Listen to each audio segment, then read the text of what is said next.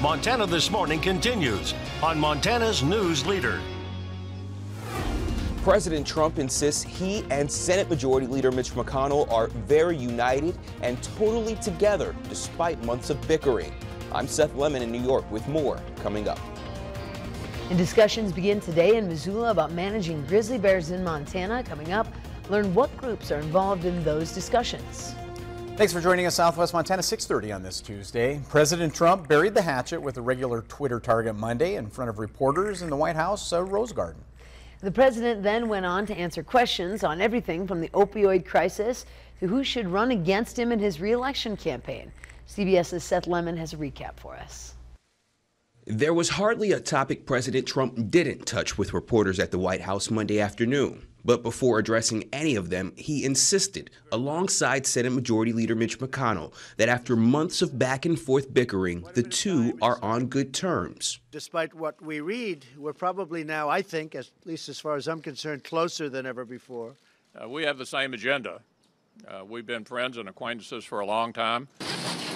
On tax reform, the president said it'll get done by the end of the year. Next week, he plans to announce an economic development bill and will declare a national emergency regarding opioids. But the comments that instantly started drawing the most backlash, his claim past presidents didn't reach out to the families of fallen soldiers as he does. If you look at President Obama and other presidents, most of them didn't make calls. A lot of them didn't make calls. Former Obama aides immediately shot down that assertion. Among them, former Attorney General Eric Holder, who tweeted in part, along with this photograph, "I went to Dover Air Force Base with 44 and saw him comfort the families of both the fallen military and DEA."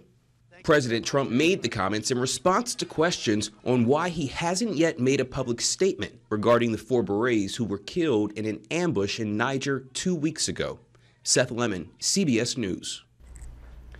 Now, President Trump also called on Hillary Clinton to run against him again in 3 years. When he asked about his campaign being subpoenaed for any documents related to allegations of sexual harassment, he called the story fake news.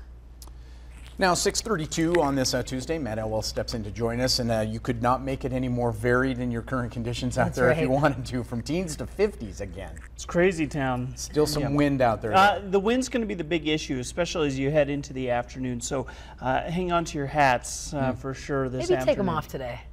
Yeah. Mother Nature will do that for you, probably. Temperatures into the 30s for Bozeman and Belgrade. Ennis sitting at 40, 29 in Butte, 18 in West Yellowstone, 52 in Livingston. That's that variability that Chet was talking about. Our daytime high should be pushing the 70-degree mark today.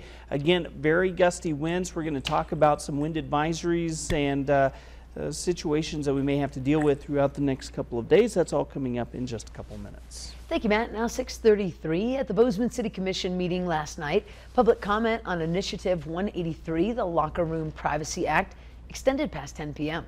Previously, the commission decided it opposes the initiative, but last night members heard public comment before making a decision on whether or not to join the American Civil Liberties Union lawsuit against the initiative.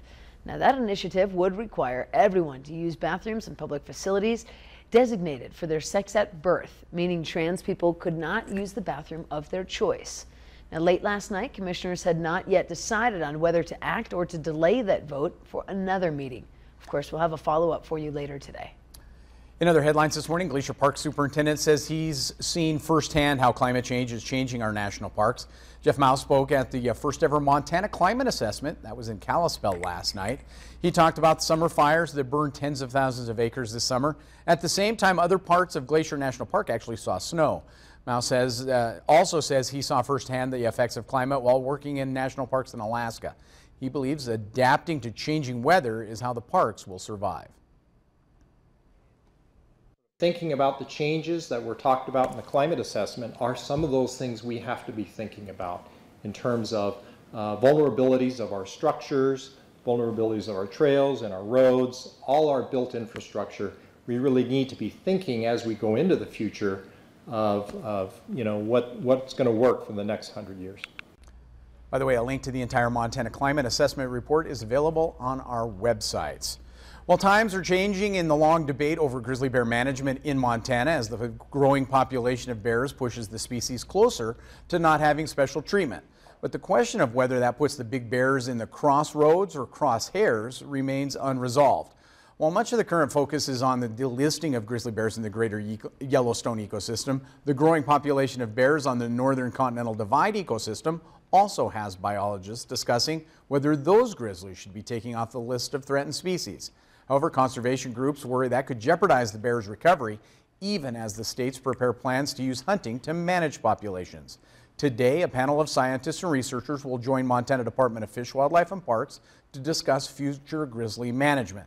The event is sponsored by the local Grizzly Citizen Task Force, Wilderness Watch, University of Montana Environmental Studies, and the Montana chapter of the Sierra Club, among others.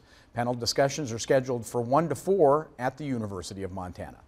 And a Montana wind power developer is suing the state regulators and the state's largest electric utility, accusing both of using discriminatory pricing to kill independent renewable power projects. The lawsuit from wind developer Marty Wild and 3 associated companies say that the State Public Commission Service and Northwestern Energy are working together to set unfairly low prices for independent wind power developers. The suit says that Commission has approved much higher rates for Northwestern-owned power while setting lower rates, which the company pays to independent developers. It asked the judge to order the PSC and Northwestern to halt these allegedly illegal actions and pay damages to the companies. Northwestern Energy says it's not working to undermine renewable projects and notes that it has contracts with at least a dozen of them.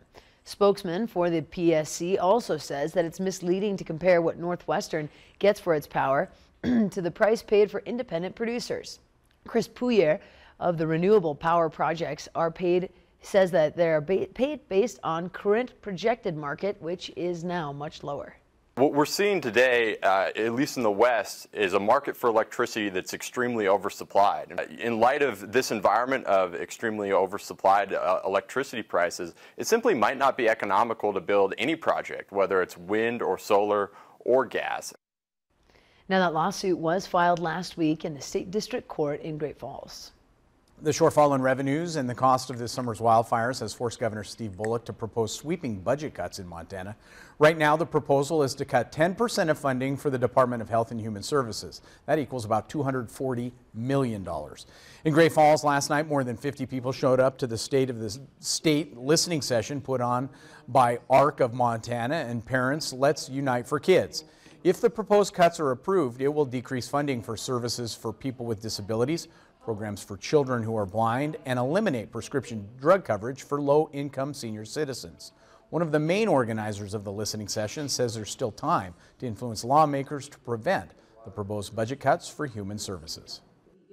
It's essential that legislators hear from their local community members. Not everybody can get to Helena to testify, and that's the point of the meeting tonight, is to provide an opportunity and a setting for the legislators to hear from their constituents, specifically to the cuts for disabilities, mental health, developmental disabilities, Alzheimer's, dementia, people who have physical disabilities. Now the ARC of Montana is in the process of organizing grassroots meetings and a candidate forum in the spring. MTN reported earlier this month that key members of the legislature have indicated they will meet in special session in the coming months to help solve Montana's budget crisis. However, those lawmakers said it's up to Governor Bullock to outline what spending cuts he will make before they will hold that special session.